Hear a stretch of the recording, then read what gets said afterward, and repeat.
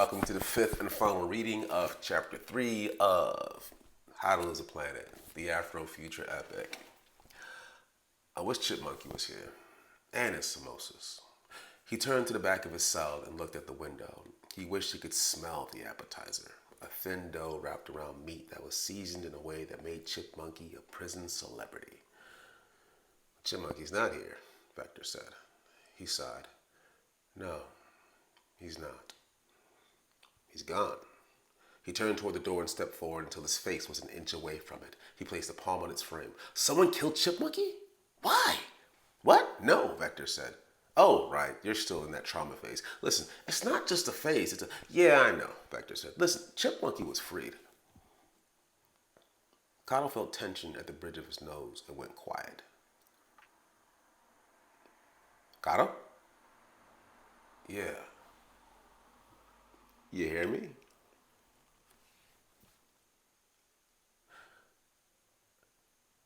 Chipmonkey had more time than I did. A lot more time. His teeth clenched. How? You're right. He's a genius. Vector laughed. Kato remained silent. Chipmonkey hacked a government satellite from the prison. Apparently, it was a massive scam.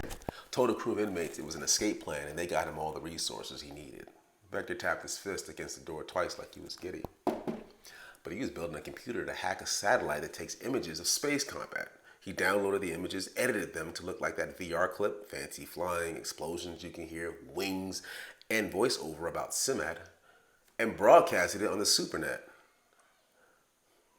Why? Because he could, is all he told me. He calls the pilot Chattanooga. The sickness in Kato's stomach felt like rot. He looked at his feet and pondered. The government offered clemency if he showed them the vulnerabilities in their satellites? I don't know, Vector said. Maybe. Or maybe they want him to hack moonwalk satellites. Or maybe they hired him for propaganda work. Nobody in government challenged the video, which is the same as validating it. It's inspirational. You're right, war ain't sexy, but winning is. And if people think we're on the cutting edge of something as big as SIMAD, and maybe if the moonwalk do too, Chipmonkey is free, he said. Do you know what he did to get sent here? Yeah, it was grim, but he's a patriot. And I'm not. A brainstorm carried Kato away. His grandfather, Moses, stood before him, bare-chested. A silver chain hung around his neck. 2 rectangles of thin metal dangled from them. Kato looked up at him and focused on the shadow between his brown eyes, as if there were a secret buried there. His gaze fell to the baggy army green pants Moses was wearing. Smoke rose from the ground, as thick and black as Moses' hair. Moses stood still. His body began to sweat. What are you so upset for? He said. Light began to flicker against his face. Man's right. It was grim.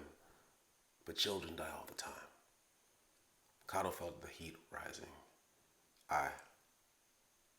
He shook his head. Grandson. Yeah. Grow up. Moses punched him in his chest. Vector laughed, smashing the brainstorm. Yeah, you're right. You really aren't.